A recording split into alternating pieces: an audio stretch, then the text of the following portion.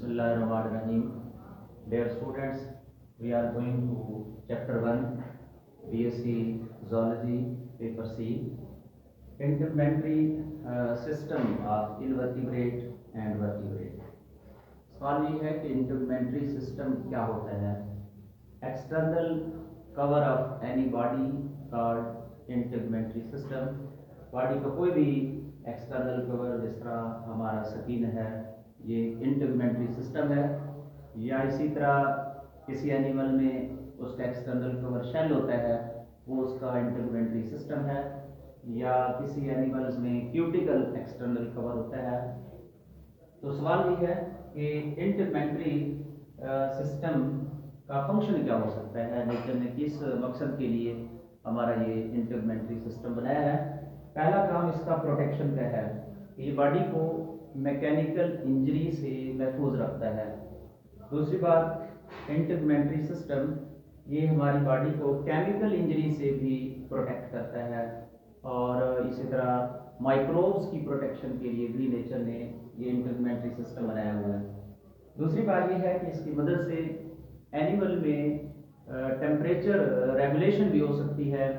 जिस तरह के बॉडी के अंदर अगर हीट एक्सेस अमाउंट में हो जाए तो हीट को स्किन के ज़रिए एक्सक्रीट किया जाता है।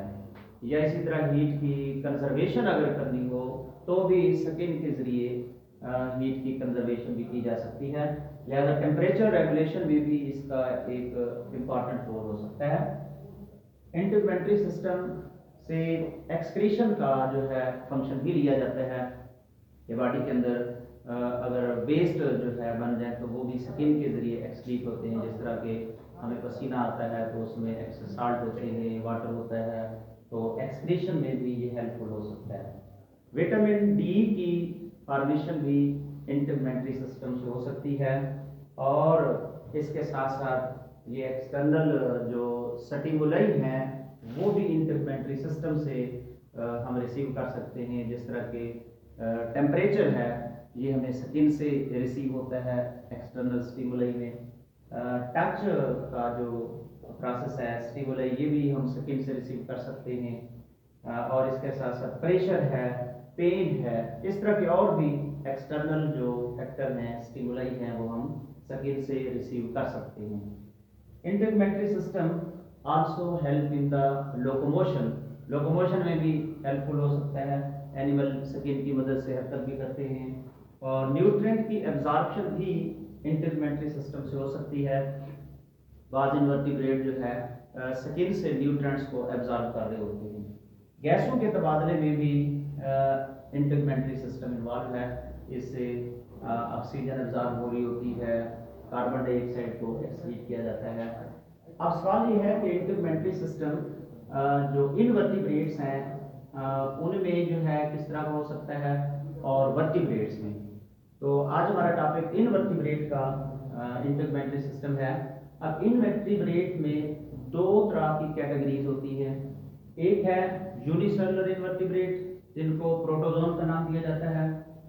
दूसरे मल्टीसेलुलर इनवर्टिब्रेट हैं जो हायर्स होते हैं। अब जो यूनिसेलुलर प्रोटोजोन है इनमें इंटीग्यूमेंट्री सिस्टम प्लाज्मा मेम्ब्रेन पर मुश्तमिल होता है, जिसकी कंपोजिशन बिल्कुल सिमिलर होती है जिस तरह मल्टीसेलुलर एनिमल में प्लाज्मा मेम्ब्रेन की कंपोजिशन होती है, वैसे यूनिसेलुलर प्रोटोजोन में प्लाज्मा मेम्ब्रेन की कंपोजिशन होती है। तो अब इसमें प्लाज्मा मेम्ब्रेन जो कि एक्सटर्नल कवर है, रेस्पिरेशन में भी हेल्पफुल हो सकती है, जिससे ऑक्सीजन डिफ्यूज हो रही है, कार्बन डाइऑक्साइड को बाहर खारिज किया जा सकता है। और वेस्ट मटेरियल की एक्सक्रीशन में भी ये हेल्पफुल हो सकती है। और एनिमल जो यूनिसेलुलर प्रोटोजोन है न्यूट्रिएंट जो है वो भी रिसीव कर सकते हैं। और इसके साथ साथ एनिमल की जो प्रोटेक्शन है उसमें भी हेल्पफुल है। और ये प्रोटोजोन लोकोमोशन भी सेल मेम्ब्रेन की मदद से ही कर सकते हैं। अब दूसरा जो इनवर्टिब्रेट मल्टीसेलुलर है उनमें जो इंटीग्यूमेंट्री सिस्टम है वो स्किन पर मुश्तमिल होता है। और कुछ इनवर्टिब्रेट में क्यूटिकल पर मुश्तमिल हो सकता है, कुछ में शेल पर मुश्तमिल होता है, और कुछ में जो मल्टीसेलुलर इनवर्टिब्रेट्स हैं इंटीग्यूमेंट्री सिस्टम टेगमेंट्स पर मुश्तमिल हो सकता है।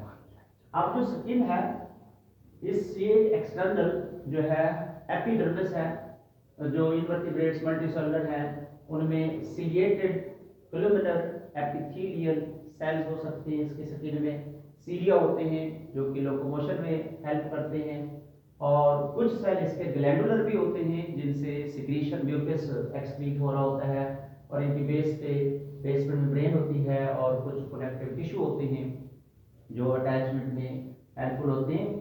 और इसके साथ साथ दूसरा इंटरमेंट्री सिस्टम क्यूटिकल्स पर मुश्तमिल होता है। अब क्यूटिकल एक डेड लेयर है जो कि पॉलीसेकेराइड, कार्बोहाइड्रेट और प्रोटीन पर मुश्तमिल हो सकती है।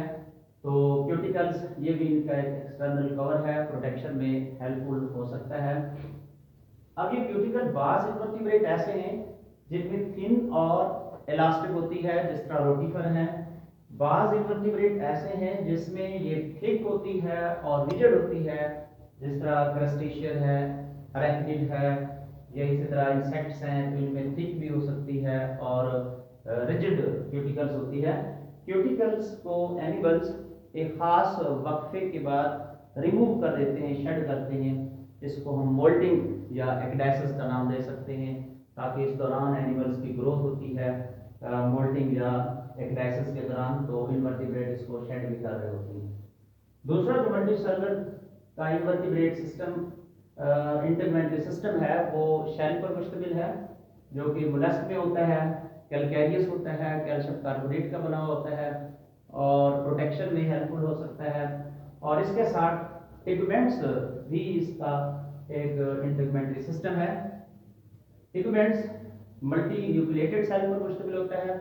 सेंसाइटियम सेल या एपिडर्मिस हम इसको कह सकते हैं, जो पैरासाइटिक लूप्स पर मुश्तमिल होता है और टेप वर्म पर मुश्तमिल होता है, और ये इसकी जो है इंटरमेंट्री सिस्टम प्रोटेक्शन में हेल्पफुल हो सकता है। Thank you.